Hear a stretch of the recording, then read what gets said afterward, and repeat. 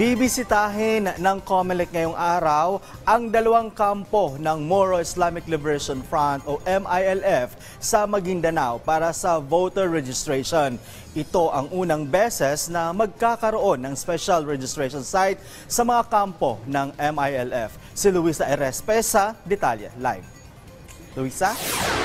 Rise and Shine, Noel. Rise and Shine, Pilipinas. Noel, matapos nga ang matagumpay na plebisito dito sa Maguindanao noong Sabado, ang Commission on Elections sinisiguro na magiging matagumpay din ang 2025 elections dito. Katunayan ay bibisitahin o personal na pupuntahan ng COMELEC ang dalawang kampo ng Moro Islamic Liberation Front o MILF dito sa Maguindanao para nga sa voter registration.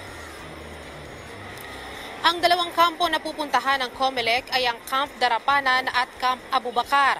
Ang Camp Darapanan ay sa Sultan Kudarat, habang ang Camp Abubakar ay sa Barira, Maguindanao del Norte.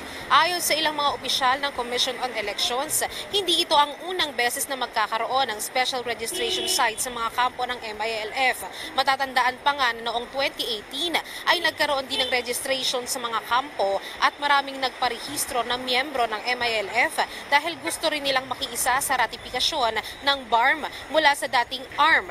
Pero makasaysayan ang magiging registration ngayon dahil ito ang kauna-unahang beses na mismong ang chairman o ang ilang opisyal ng COMELEC ang bibisita at magpaparehistro ng mga botante sa dalawang kampo. Sa ngayon wala pang bilang kung ilan yung target na magparehistro o maiparehistro ng COMELEC, pero sabi ng ilang tauhan mula sa COMELEC Maguindanao, posibleng mas marami ang magpapatransfer o magpapareactivate dahil marami na nga ang nakarehistrong miyembro sa dalawang kampo.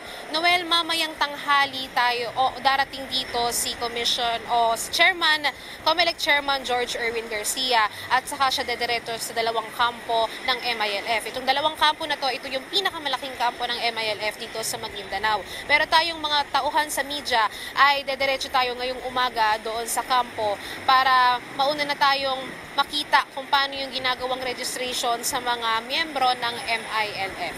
Noel. Maraming salamat, Luisa Erespi.